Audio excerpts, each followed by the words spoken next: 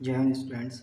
मेरा नाम प्रियांशु है। आज हम मैथ्स के बारे में कुछ डिस्कस करने वाले हैं कि आप मैथ्स को किस तरह से पढ़ सकते हैं जिससे कि वो आप कुछ ज़्यादा से ज़्यादा क्वेश्चंस को कम से कम समय में कर पाएँ और अच्छे से अच्छे नंबर गेन करके सरकारी नौकरी को प्राप्त करें। मेरे बारे में आप बात बाद में होती रहेगी और धीरे धीरे आप मुझसे जुड़े रहेंगे तो और भी मेरे बारे में जान पाएंगे। तो हम आते हैं सीधे मुद्दे पर। तो मुद्दा ये है कि मैथ्स हमको हार्ड क्यों लगता है। क्या फ़ॉर्मूले उसमें ज़्यादा होते हैं, लंबे लंबे फ़ॉर्मूले होते हैं, उन्हें याद करने में दिक्कत होती है, या किसी ने उसे बता रखा है कि बहुत हार्ड होता है, इसे नहीं करना चाहिए। जब तक आप उसमें हाथ नहीं डालो पता कैसे लगेगा कि वो हार्ड है। जब भी आपकी कोई चोट लगती है तो आपको कि वही चोट आपकी बार बार क्यों लगती है। तो आपने अगर मैथ्स को छोड़ दिया तो आपका सिलेक्शन तो आपका होना नहीं है। तो आप कम से कम टॉपिक्स करके ज़्यादा से ज़्यादा नंबर्स कैसे गेन कर सकते हैं, आज उसी बारे में हम लोग बात करेंगे।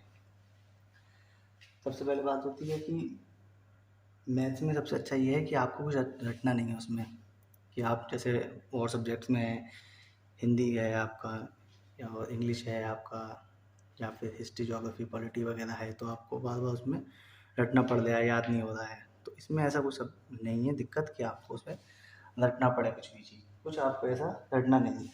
बस सवाल ये है कि आपको सामने एक सवाल दिया होता है, उसी में आपका जवाब छिपा हुआ होता है। सबसे अच्छी बात मैथ की यही है कि मैथ्स में आपका जो सवाल दिया होता है, जो आंसर होता है वो उन लाइनों के बीच में कहीं न कहीं छिपा हुआ होता है। बस उसी में सही एक अप्रोच लगानी है आपको, अप्रोच लगाएँगे और आंसर आपके सामने होगा। तो उन लाइन्स के बीच में जो आंसर है हमें उसमें से ढूँढना है। तो अब बात करते हैं हम सिलेबस की। सिलेबस आपके सामने आपको दिखाई दे रहा होगा, कुछ टॉपिक्स लिखे हुए हैं। तो सबसे पहले ये जो आपका टॉपिक होता है अंकगणित होता है, चाहे आप किसी को पढ़ते हो या पढ़ाते हो। सबसे पहले छोटी क्लास में जैसे आप पढ़ना शुरू हुआ होगा तो आपने सबसे पहले मैथ्स में इन टॉपिक्स को ही देखा होगा। अगर आज आपका कोई छोटा भाई बहन होगा तो उसके बारे में अगर आप उसकी किताब उठा के पढ़ेंगे तो आपको यही चैप्टर्स मिलेंगे।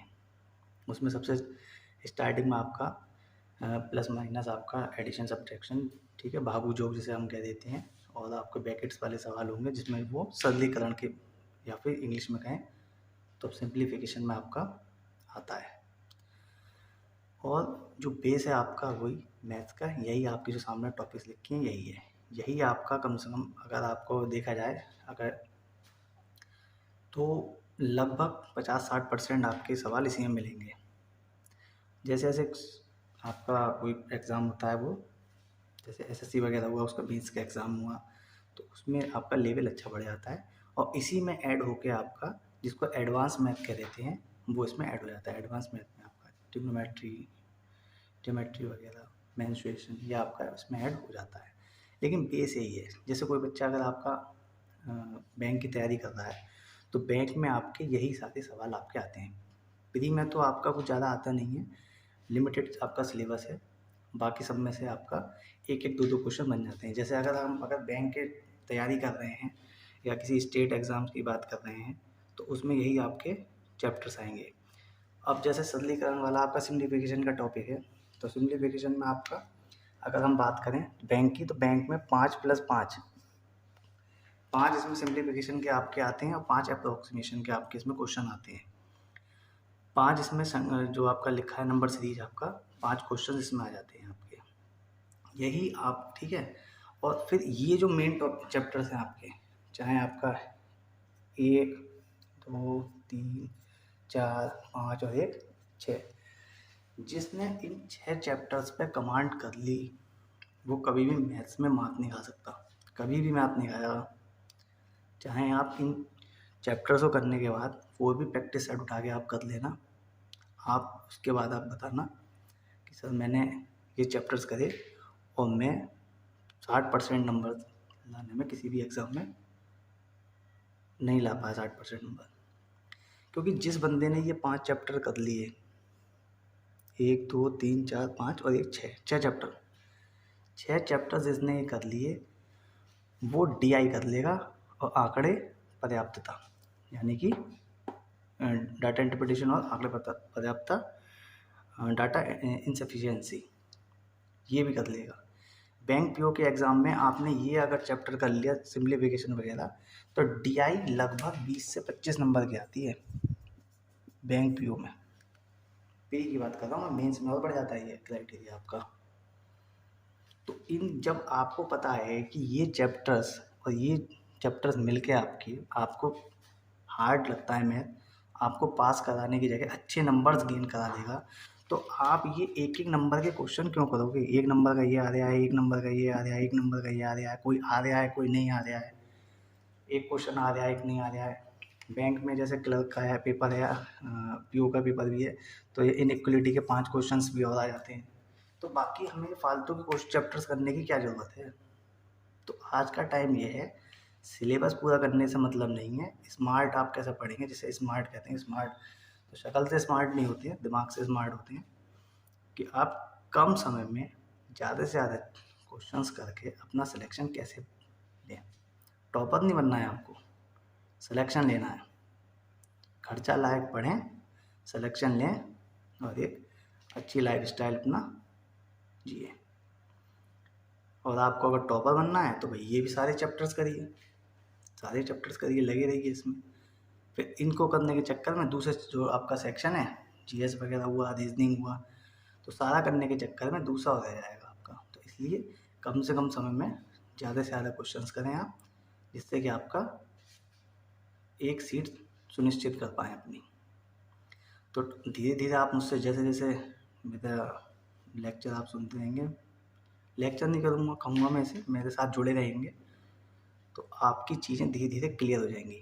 आने वाले समय में मैं आपको ये भी बताऊँगा कि आप आने वाले वीडियोज़ में देखेंगे कि आपका सिलेक्शन क्यों नहीं हो पा रहा है, क्यों आप 2 नंबर 4 नंबर 5 नंबर से रह जा रहे हैं, बार बार आप एग्ज़ाम देते हैं, फाइनल कट ऑफ में नहीं हो पाते हैं, सिलेक्शन नहीं हो पाता है आपका, क्यों इंटरव्यू में आप फेल हो जाते हैं।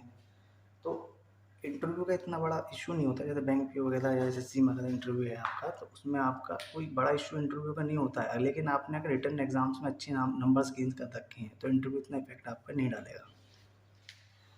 और जब मैथ्स का मतलब सिलेक्शन आपका, जैसे नंबर ऑफ क्वेश्चंस आपके हैं वो आपके आए हैं प्री वगैरह में, तो वो छूट जाते हैं आपके मेंस में, आपके क्वेश्चन मैथ्स में छूट जाते हैं, तो टाइम क्यों कम पड़ जाता है, सवाल क्यों छूट जाते हैं, ये सब चीज़ों के बारे में हम धीरे धीरे आपसे डिस्कस करेंगे। तो अभी आप ये चैप्टर देख रहे हैं, ठीक है, तो सभी चैप्टर से अपने अपने हैं कि किस क्वेश्चन से किसी से 2 आएंगे, किसी 4 आएंगे, 3 आएंगे, किसी 5 आएंगे, ठीक है। तो इन्हीं चैप्टर से आएंगे। आजकल सुपर टैट, टैट सी टैट, सुपर टैट, इन सभी में इन क्वेश्चंस को देखा जाएगा आपके। लेकिन ये जो मैंने चैप्टर्स बताए हैं, 6 चैप्टर्स, जिन्होंने इन 6 चैप्टर्स पे कमांड कर ली, वो कहीं भी मात नहीं खाएंगे। और नंबर पास नहीं, अगर आपके किसी भी पेपर में, जैसे अगर हम टेट में मान लेते हैं, यूपी टेट वगैरह में, स्टेट एग्ज़ाम, स्टेट टेट वगैरह में 30 क्वेश्चन मान लेते हैं, तो नॉन मैथ वाला भी बंदा होगा तो 18 नंबर वो 100% करके आएगा। 18 नंबर आपके कन्फर्म है, ये आप पक्का मान लीजिए। तो नॉन मैथ वाला भी बंदा होगा, वो भी 60%, यानी कि फर्स्ट डिवीजन के साथ आप इसके पास हो जाएगा। 30 का 60% आपका 18 नंबर हो गए, 18 से ज़्यादा ही नंबर लाएगा सिर्फ इन्हीं टॉपिक्स को करने के बाद। क्यों? क्योंकि जिसने इन चैप्टर्स को कर लिया, तो इनके जरिए वो, जैसे मैंने बताया DI वगैरह आंकड़े पर्याप्ता बताया, इन चैप्टर्स को कर लिया वो, इन्हीं बेसिस पे ये है। क्यों? क्योंकि जैसे डाटा इंटरप्रिटेशन है, DI दे रखा है आपका, तो DI में यही तो पूछा होता है, कितने प्रतिशत घटा, कितने प्रतिशत घटा बढ़ा, कितना बढ़ गया और कितना घट गया। इसके बाद ये दे रखा होगा कि 2001 के रिस्पेक्ट में कितने प्रतिशत बढ़ गया, कितने का प्रतिशत घट गया। औसत पूछ लेगा आपसे कि 2005 का रेशो 2007 के साथ कितना है रेशो। कोई चीज़ बेची है तो 2007 में उसका आय इतनी थी, व्यय इतना था, तो उसका अनुपात बताइए कितना है, तो उसमें रेशो पूछ लेगा। तो इसी में पूछेगा, किसी में प्रतिशत, किसी में परसेंटेज पूछ लेगा, किसी में एवरेज पूछ लेगा, किसी में रेशो एंड प्रोपोर्शन पूछ लेगा। यही तो है DI में, और क्या है? इसके अलावा क्या सवाल बनेगा इसमें? बस कैलकुलेशन करनी है। कैलकुलेशन करने के लिए आपके पास सिंप्लीफिकेशन का चैप्टर है, सिंप्लीफिकेशन कीजिए। परसेंटेज पूछ लेगा आपसे, उसमें कितनी परसेंटेज, आपको परसेंटेज दे रखा है, इसी पे है। ये वाले 2 हैं, लाभ हानि साधारण ब्याज चक्रवृद्धि ब्याज, ये भी आपका आते हैं क्वेश्चन। लेकिन प्रतिशत जिसने कर लिया परसेंटेज, लाभ हानि और साधारण ब्याज कर लेगा। हर टॉपिक के लिए सिर्फ एक ही मेथड बताऊंगा मैं आपको, एक ही मेथड, हर क्वेश्चन उसी एक मेथड से हो जाएगा। ये नहीं कि इस चैप्टर ये वाला क्वेश्चन है, इसमें घुमा के पूछ लिया तो यहाँ से ये इस तरह का, ये इस तरह से इसका अप्रोच लगेगा, ये सवाल इस तरह से पूछ लिया तो दूसरी अप्रोच लगेगी। नहीं, हर सवाल के लिए एक ही अप्रोच होगी, एक ही अप्रोच। शॉर्टकट भी बताऊंगा, लॉन्ग कट भी बताऊंगा। शॉर्टकट कुछ नहीं होता है, प्रैक्टिस होती है अब आपकी। शॉर्टकट के लिए क्या है, शॉर्टकट के लिए आप फिर फॉर्मूले याद करोगे, बार बार फिर फॉर्मूले याद करोगे। हर अप्रोच के लिए एक अलग, हर मेथड के लिए एक नया फॉर्मूला याद करोगे। तो बेसिक जो मेथड है वो पढ़े पहले, जिससे कि आप अगर फॉर्मूला भूल जाते हो तो वो कोई भी कितना ही बड़ा सवाल हो, आप 30 सेकंड से 1 मिनट के अंदर अंदर आप उस सवाल को कर लोगे, पक्का है। लेकिन आपको थोड़ी प्रैक्टिस करनी पड़ेगी। पहले आप अपना सिलेबस के अकॉर्डिंग चलें, उसके बाद एक प्रैक्टिस सेट उठाएं, उस प्रैक्टिस सेट के अकॉर्डिंग देखें कितने टाइम में आप कितने सवाल कर पा रहे हैं। एक समय होगा कि आप 30 मिनट में 10 ही सवाल कर पाओगे स्टार्टिंग में, फिर थोड़ा समय बढ़ेगा, टाइम जैसे निकलेगा प्रैक्टिस करोगे 10 के 15 भी होंगे, ठीक है ना, फिर 20 भी होंगे। एक टाइम होगा जो आप रुक जाओगे, 30 मिनट में सवाल कर पाओगे, लेकिन प्रैक्टिस करते रहोगे आप, ठीक है, कैलकुलेशन करते रहोगे, गलती होती रहेंगी तो और आगे बढ़ जाओगे। तो 30 क्वेश्चन अगर आपके आए तो एक समय ऐसे भी आएगा कि पहले 30 मिनट में 20 सवाल होते थे, फिर एक समय ऐसे भी आएगा कि 20 मिनट में 30 सवाल होंगे। तो वो कैसे होंगे वो मैं आपको आने वाले समय में धीरे धीरे बताता रहूँगा। मेरे से आप जुड़े रहें। आज के लिए इतना ही। नमस्ते, गुड नाइट।